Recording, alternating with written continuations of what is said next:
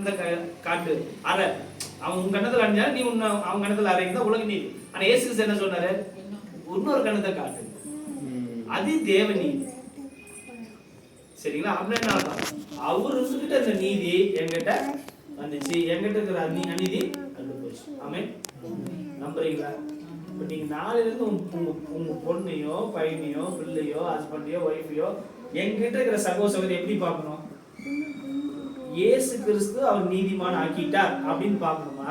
ராம்கி எப்பயுமே லேட்டா தான் வருவான் அப்படின்னு நான் பார்க்கணுமா? நீங்க சொல்லுங்க.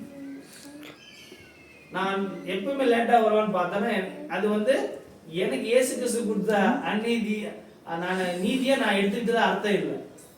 இயேசு கூட மாறுவார். ஒரு நாள் நான் ஆல்ரெடி அவர்கிட்ட சொல்லியிருக்கேன், எனக்கு சொல்லியிருக்கேன், ஒரு நாள் இல்லை ஒரு நாள் எல்லாருமே மாறும். கரெக்டுங்களா? பட் இம்பர்ஃபெக்ஷனை வச்சு நம்ம கடவுளை நாம கீழே பார்க்கக்கூடாது. சரி, நம்ம இப்ப எல்லாத்துக்கும் பரிசுத்தாவி இருக்குங்களா? நான் என் பிரதர் சிஸ்டர் கீழே பார்த்தேன்னா இயேசு கிறிஸ்து கீழே பார்க்கிறேன்.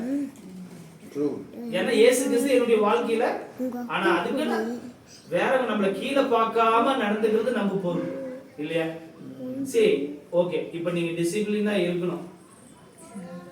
இயேசு கிறிஸ்து நீங்க டிசிப்ளினா இருக்கணும் எதிர்பார்க்க. ஏன்னா அவர் டிசிப்ளினா கொடுத்துட்டாரு. நாம ஏன் டிசிப்ளினா இருக்கணும்? நம்மள பக்கத்துல இருக்கிறாங்களா, அக்கம் பக்கத்துல, அவங்க நம்மளை பார்த்து நல்லது கத்துக்கணும்.